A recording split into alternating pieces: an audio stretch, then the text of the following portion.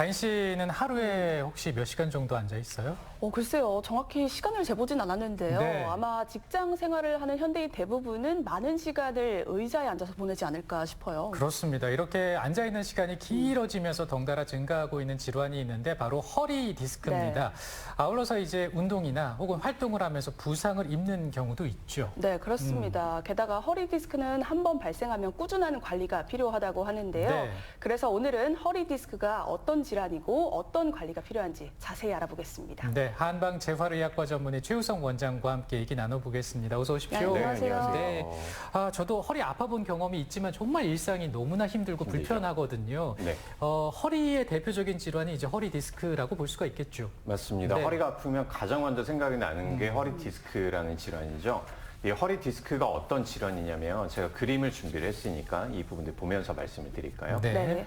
자, 지금 보는 것처럼 허리뼈는 이렇게 뼈와 뼈 사이에 추간판이라는 디스크가 있고 뒤쪽이 신경이 내려가요. 그리고 정상적인 상황에서는 지금 앞쪽이 배 쪽이고 이쪽이 등 쪽입니다. 뼈와 뼈가 있고 디스크가 있고 뒤쪽으로 신경이 이렇게 쭉 타고 내려가야 되는데 네. 뭔가 볼록하게 튀어나온 거 있죠. 위쪽과 아래쪽에서 서로 눌리게 되면서 뒤로 튀어나간 디스크가 신경이 내려가는 부분들을 막게 돼요. 네. 이게 가장 기본적인 디스크의 원리라고 보시면 될 것 같고, 자, 이렇게 디스크가 발생을 하면 대부분의 환자분들이 허리 쪽은 당연히 통증이 있겠죠. 네. 그리고 또 특징적인 증상으로 허리뿐만이 아니라 엉덩이, 다리 쪽으로 타고 내려가는 뭐 저린 느낌이라든지 아니면 피가 통하지 않는다. 이런 간단한 문제로 시작이 될 수도 있습니다. 특히나 지금처럼 아침이 좀 많이 쌀쌀할 때 다리에 혈액순환이 안 되나라고 생각을 하시고 병원에 내원을 하셨다가 디스크 때문에 문제가 생겼다는 분들 정말 많이 계세요. 네. 이런 식으로 다리 쪽에 통증, 저린 느낌, 그리고 피가 통하지 않는 것 같은 감각의 이상, 이런 증상들이 나타나는 것들이 척추 디스크라고 보시면 되겠습니다. 네. 네. 원장님, 그런데 허리 디스크가 발생을 하면 일단 수술 생각하시는 분들 참 많던데 네. 수술이 꼭 필요한 걸까요? 맞아요. 환자분들이 디스크가 발생을 하면 이 튀어나온 부분들이 문제가 되기 때문에 이걸 어떻게 제거를 해야 되는 수술을 가장 먼저 떠올리시는 게 맞기는 합니다. 근데 사실은 최근에는 여러 가지 방법들이 많이 발전이 되고 네. 그다음에 사실 디스크 자체라는 질환은 우리가 아주 위험한 질환들은 아니거든요. 특별한 케이스들을 제외하고는 자연 경과가 흡수되는 쪽으로 갈 수 있기 때문에 꼭 수술이 필요하지 않습니다. 수술이 필요한 케이스는 뭐 정말로 다리가 아예 마비가 되거나 우리가 그냥 힘이 잠깐 빠진다고 하는 것들을 마비라고 보지는 않아요. 다리가 진짜로 아예 내 힘으로 걸을 수 없는 단계가 되거나 아니면 통증이 너무 극심해서 일상생활이 거의 불가능할 정도. 이건 아파서 내 생활이 불편하다가 아니라 아예 일어서지도 뭐 누워있지도 어떤 상황에서도 통증이 너무 심해서 환자의 생활에 대한 부분들이 너무 나빠졌을 때 또는 진행하는 뭐 신경적인 마비라고 해서 대소변에 장애가 생기거나 아니면 다리에 아까 말씀드렸던 이런 힘이 빠지거나 이런 증상들이 좀 더 심해질 때 이때를 빼고는 수술 없이 치료가 가능합니다. 그렇군요. 자, 그럼 지금부터 한 환자의 사례를 좀 만나보겠습니다. 네. 이 환자는 얘기를 좀 들어보니까 수술 후에 치료 과정에서 어려움을 겪고 있다고 합니다. 어떤 궁금증이 있는지 화면으로 만나보죠.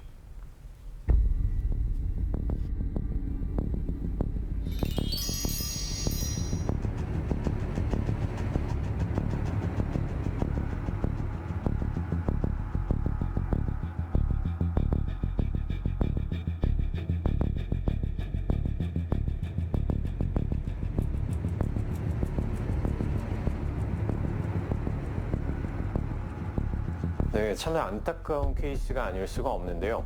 사실 한방에는 이런 케이스들이 정말 많이 내원을 해주고 계십니다.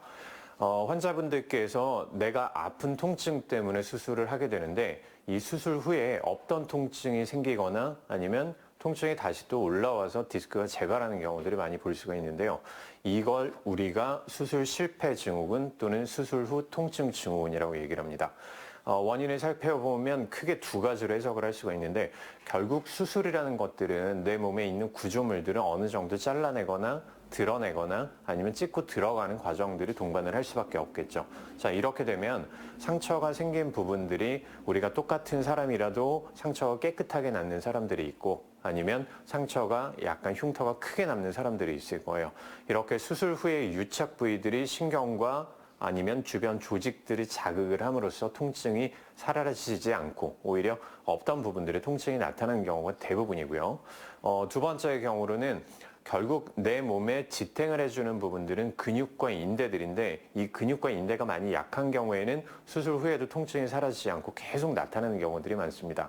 자, 이렇게 수술 후에도 통증이 계속 이어지거나 아니면 없던 통증들이 나타나게 된다면 환자분들은 방금 말씀해 주셨던 것처럼 주사 치료를 먼저 하게 되죠. 근데 이 주사 치료 같은 경우에는 결국 안쪽에 있는 염증을 좀 줄여주거나 아니면 진통을 식혀주는 역할들만 하기 때문에 이 약효가 떨어지게 되면 다시 또 통증이 올라온다는 부작용이 있습니다. 자, 이때 한방에서는 가장 강력한 치료 중에 하나인 신경근 회복술이라는 치료를 사용을 할 수가 있습니다. 약침의 일종이라고 생각을 하시면 되는데요. 염증을 줄여주거나 아니면 디스크 주변의 신경 조직들의 조직을 다시 또 복구시킬 수 있는 이 한약재들이 정제한 약침을 환부에다가 직접 넣어줌으로써 안쪽에 있는 신경을 재생시키고 아니면 염증 반응을 줄여줌으로써 통증을 줄여주는 치료를 하게 됩니다. 일단 신경근 회복술이라는 이 약침 치료를 먼저 한번 권유를 드리고요. 이후에는 본인의 증상이 지금 얼마만큼 나빠져 있는지, 디스크가 얼마만큼 제거되고 아직까지 얼마만큼 남았는지에 따라서 추나요법이나 아니면 조직을 재생시키는 척추 한약들을 사용을 해서 이 부분들을 치료할 수 있을 거라고 생각을 합니다.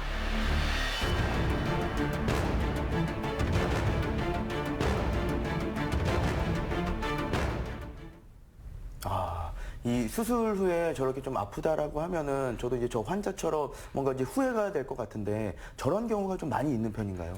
맞습니다.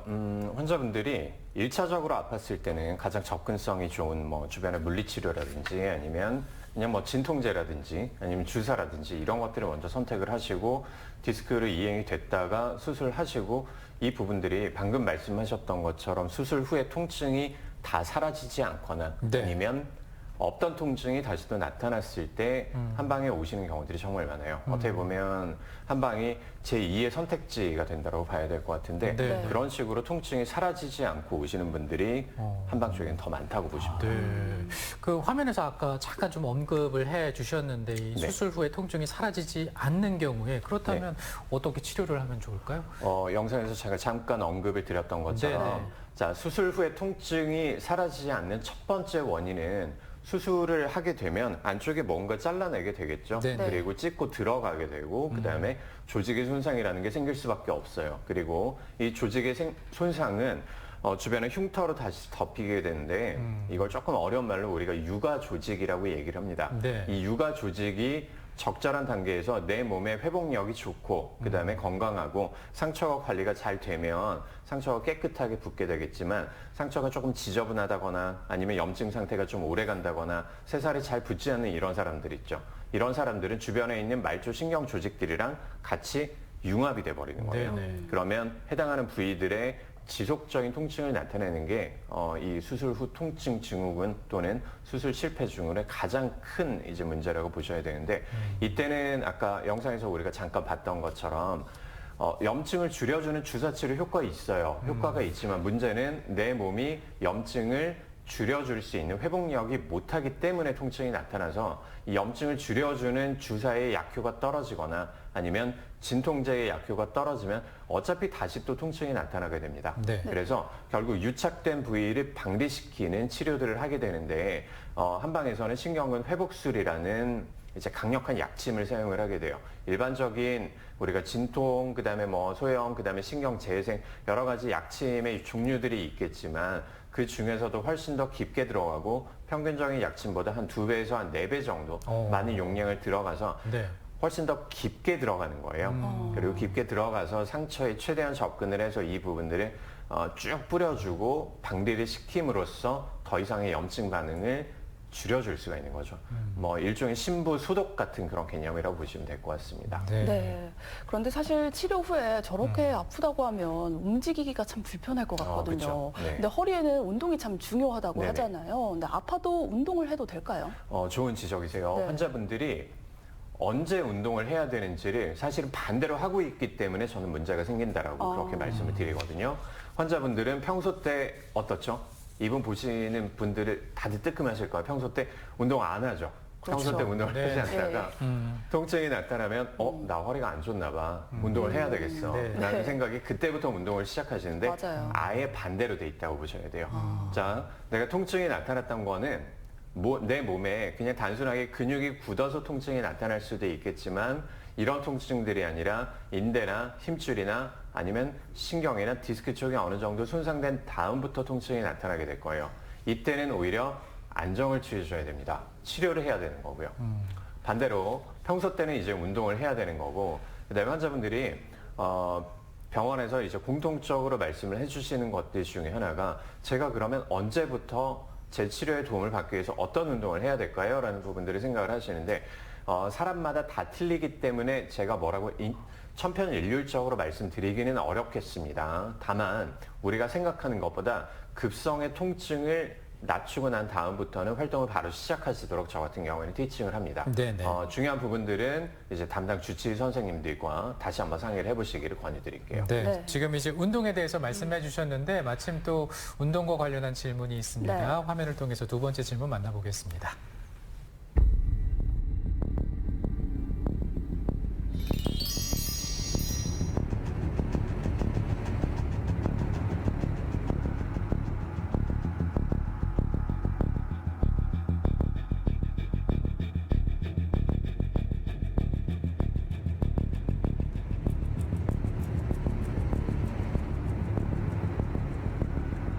네, 먼저 칭찬을 좀 드려야 될 것 같습니다.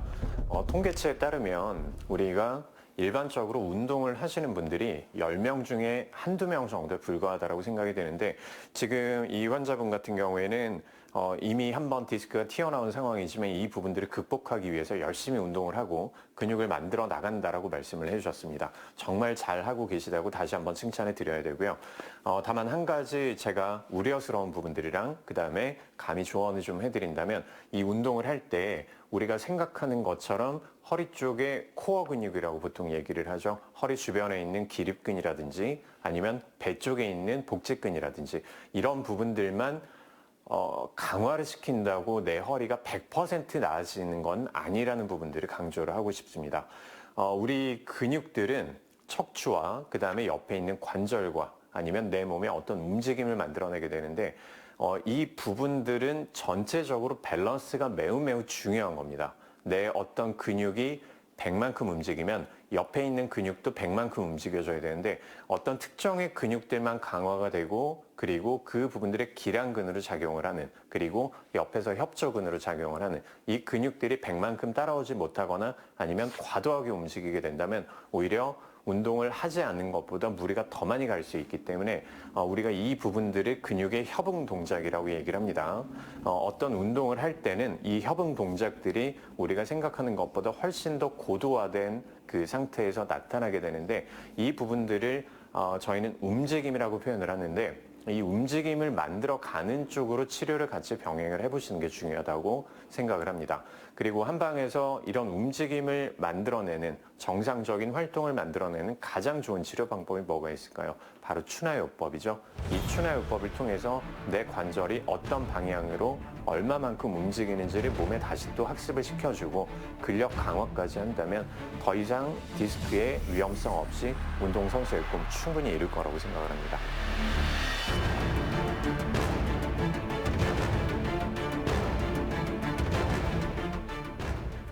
네, 이 사고 후에도 꿈을 포기하지 않는 멋진 청년인 것 같은데, 네. 저렇게 이 사고로 허리 부상을 당했는데 좀 운동을 계속 이어서 해도 되는 건지 그게 참 궁금합니다. 사실 상황에 따라서 틀리기는 하겠지만 네네. 보통 사고로 인해서 디스크가 발생을 하는 경우에는 디스크가 파열되거나 디스크가 터지거나 아니면 흘러내리는 경우들이 정말 많습니다. 근데 오히려 이런 경우들 디스크가 터졌다라고 얘기를 하면 어감이 세기 때문에 환자분들이 바로 수술 쪽으로 해야 되지 않나라고 생각하시는 경우들이 정말 많거든요. 네. 근데 최근에 연구 결과에 따르면 디스크가 터진 경우에 흡수되는 정도가 훨씬 더 많았다라는 그런 연구 결과가 있었습니다. 일반적으로 디스크가 흡수되는 양이 100이라면 터진 디스크 같은 경우는 한 2.5배 정도 흡수가 더 원활하게 잘 나타났다라고 얘기를 했었거든요. 그래서 특히나 지금 우리 사례자분께서는 운동선수를 앞으로 꿈으로 하고 있기 때문에 더욱이나 저희가 더 많이 도와드려야 되는 그런 상황이라고 생각이 되고 그다음에 디스크가 발생을 한다고 평생 그렇게 조심하고 살아야 되는 이런 부분들은 아니다라는 부분들을 제가 다시 한번 강조를 해야 될 것 같습니다. 네. 일상적인 활동이나 아니면 운동이나 취미생활 이런 것도 충분히 가능하다라고 생각하셔도 됩니다. 네. 그리고 이제 평소에 우리가 허리를 좀 잘 지키는 것도 중요하고 또 다치더라도 또 그 회복을 하는 데 있어서 도움이 될 만한 네. 방법이 있잖아요. 그거 네네. 간단하게 좀 설명 부탁드립니다. 일단 디스크가 먼저 발생을 했을 때 가장 네. 중요한 부분들은 뭔가 문제가 생겼다면 뭐가 문제인지를 빠르게 한번 검진부터 해보시는 거예요. 네. 그다음에 이학적 검진이나 영상의학을 통해서 내 허리가 지금 어떻게 돼 있다라는 부분들을 먼저 체크를 하고 그 다음에 해야 될 부분들은 적절한 치료를 받고 최대한 빠르게 치료를 끝내는 거예요. 네. 작은 병은 금방금방 치료가 되지만 묵힐수록 증상이 더 나빠진다는 거는 우리 모두가 알고 있는 사실이고 그 이후에는 평소 때 조금씩이나마 활동하는 것들 이 부분들을 진행을 해주시는 게 가장 좋습니다. 꼭 1시간씩 우리가 운동해야 되는 거 아니고 그냥 잠깐 요새 날씨가 좋잖아요. 잠깐 나가서 한 15분, 20분 산책만 하시는 것도 정말 좋은 운동이 될 겁니다. 알겠습니다. 자, 오늘 허리 디스크에 대해서 한방 재활의학과 전문의 최우성 원장과 얘기 나눴습니다. 오늘 고맙습니다. 감사합니다. 감사합니다. 소순 씨 소식 잘 들었습니다. 감사합니다.